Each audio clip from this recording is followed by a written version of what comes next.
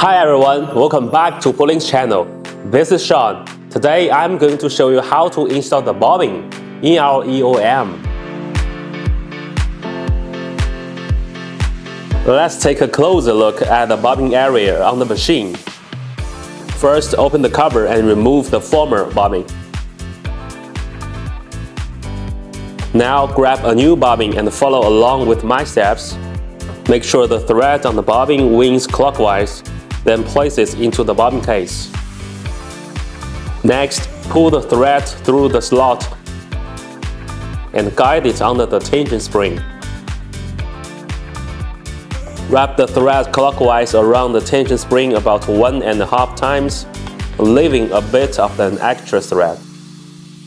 Alright, now for the final step, align the bobbin case with the notch on the right side and push it until you hear a click. That sound means it's securely installed. Here's an important part. Make sure to tuck the thread tail under the picker, then close the cover and you are all set. Alright, that's it for today's bobbin installation teaching. So don't forget to like and follow, and we've got more and more teaching videos on the way. Okay, see you next time.